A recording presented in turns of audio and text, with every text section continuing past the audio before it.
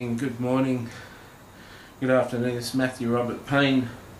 This is my supernatural encounter with angels, part 2. We finished with part 1.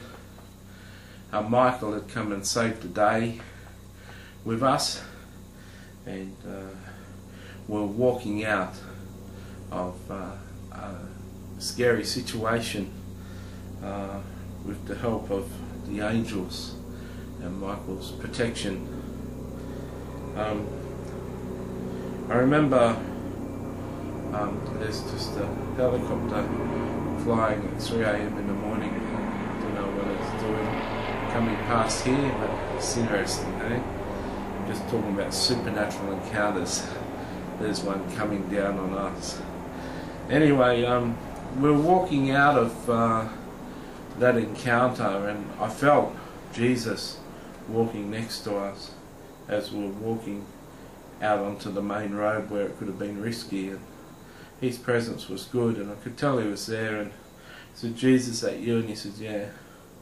I said, "Thank you so much." He said, "That's no problem." And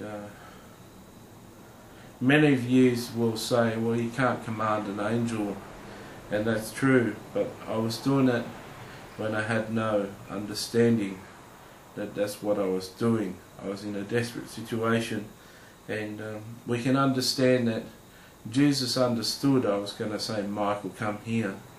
And before I said, "Michael, come here,"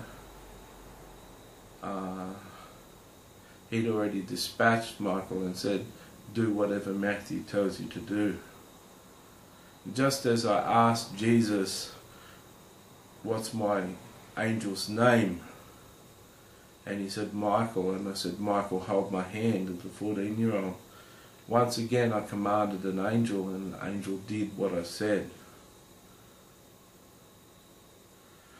An apostle checked many of my stories. I told many of my supernatural encounters to this apostle, and he loved hearing my stories. And he told me to share all of my encounters except the one commanding Michael. He said, "You could destroy your ministry, don't share that one." I don't mind if I destroy my ministry.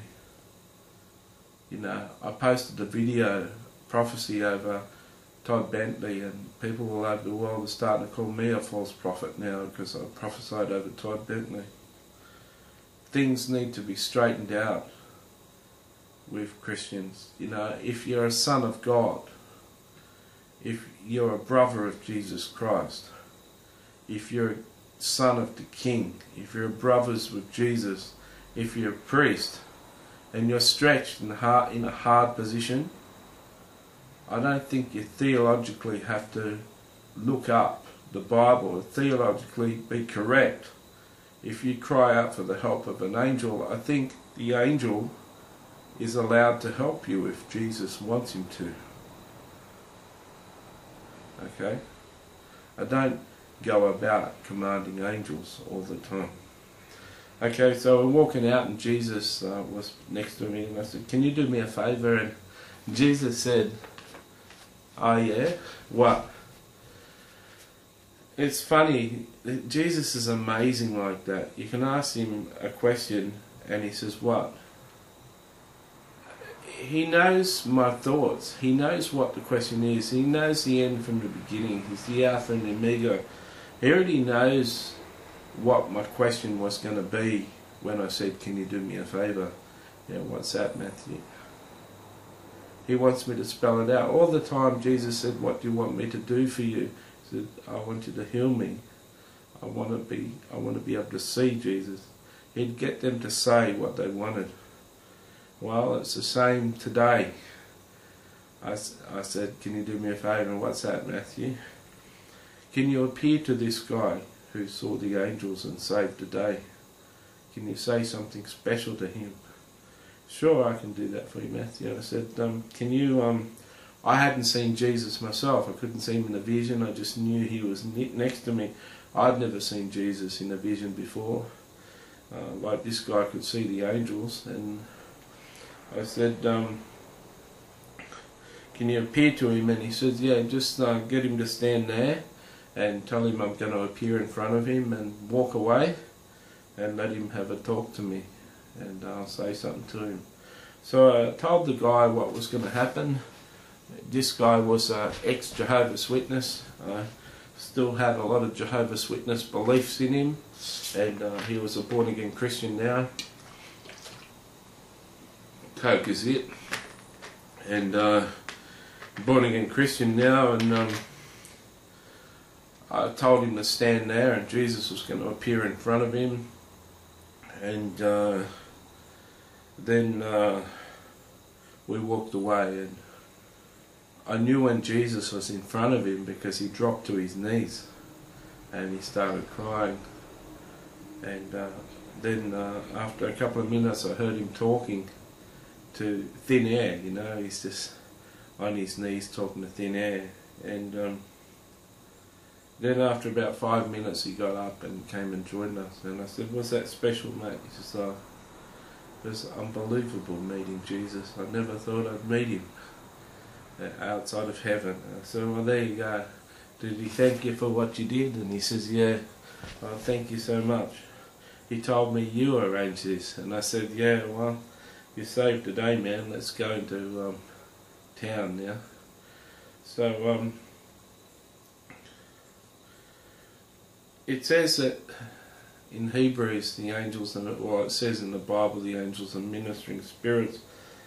The angels are, like I covered a couple of segments before in Supernatural Encounters of Heaven Part 4, the angels never do anything wrong.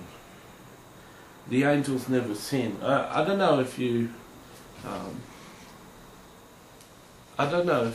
really understand. There's a verse that says that we'll be judging angels, right? Now I don't understand what that means, but we certainly, sinful humans, certainly I don't think are going to go to God's holy angels and be passing judgments down on them. For what? Right?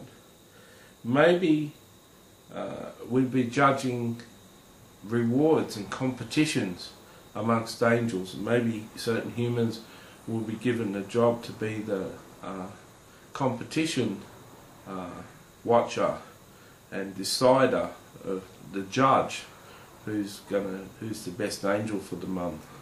Maybe that could be it. But angels have never sinned. The only angels that have sinned are demons. And can I tell you something else? Can I tell you something else?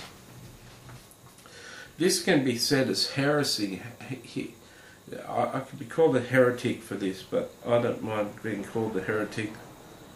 Angels don't take a lot of pleasure in having fights with demons. Right? It's their job. They do it. They put swords through demons. They have big battles with demons. But angels aren't full of hate for demons.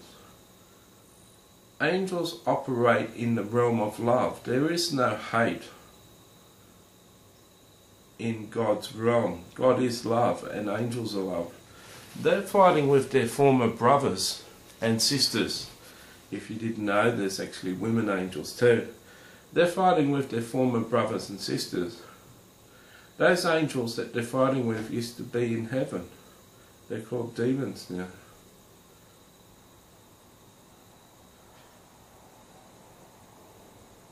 So that's Supernatural Encounters with Angels, Part 2.